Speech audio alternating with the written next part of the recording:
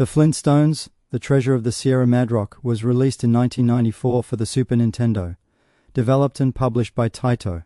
It's a follow-up to their earlier Flintstones NES games, but this time around the Stone Age crew got a big 16-bit upgrade.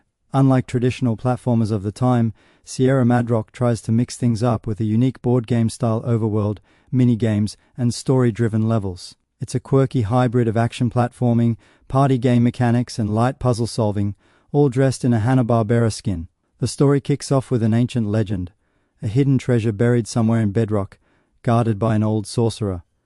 Whoever finds it will be the richest person in the world, and of course Fred Flintstone wants in. So he and his best buddy Barney Rubble set off on a treasure hunt, competing with rival teams across the land. Along the way they'll travel through jungles, deserts, icy caves and more, solving riddles, surviving dino dangers, and collecting clues to the treasure's location. It's a light-hearted story filled with familiar faces like Wilma, Betty, Dino, and the Great Gazoo, that little green alien who pops in with advice and a few insults. Here's where the Treasure of the Sierra Madrock stands out.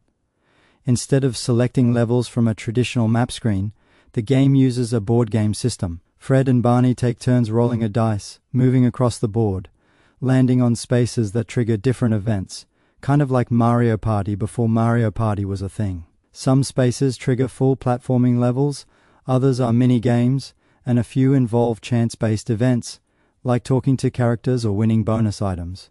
When you land on a level, you'll be tossed into a 2D side-scrolling stage filled with prehistoric enemies, environmental hazards, and classic platforming action. Fred and Barney can run, jump, and swing clubs, and they have slightly different jump arcs, giving you a reason to experiment with both. Levels are colorful and varied. From vine-filled forests to lava-filled volcanoes, some stages include simple puzzles, like moving rocks to activate switches or finding hidden keys.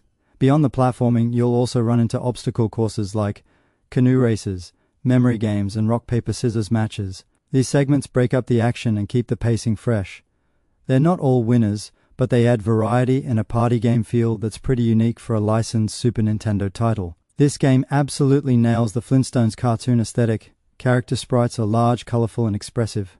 Fred's goofy grin, Barney's signature hop, it's all here, and it's all animated with care. Backgrounds are lush with detail, and every area has that retro-futuristic, prehistoric charm the show is famous for. You'll see Stone Age versions of everything, from cars powered by feet to vending machines made of logs and birds. The cutscenes are especially fun, using still frame art that looks like it was ripped right out of a Saturday morning episode. The soundtrack is upbeat and playful, perfectly matching the tone of the show.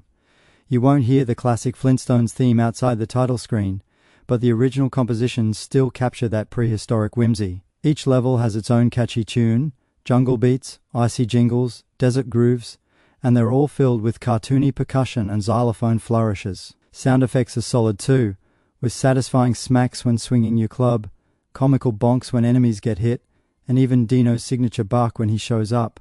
The game's difficulty is relatively forgiving, especially by SNES standards.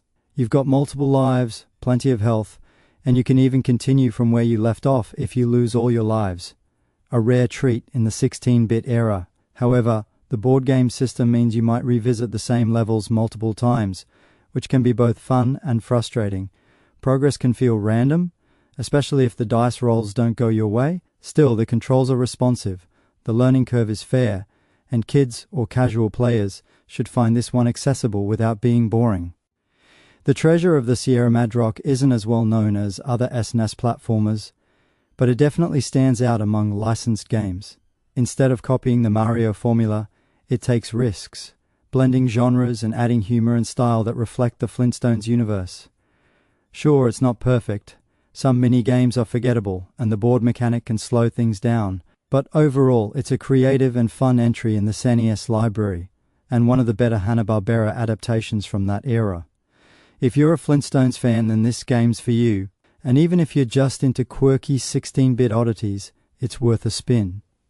So, have you ever gone treasure hunting with Fred and Barney? Did you play Sierra Madrock back in the day, or is this your first time hearing about it? Drop a comment below, and let me know. And if you like this retro dive, hit the subscribe button for more classic game content, and hit the bell so you don't miss the next one. Thanks for watching.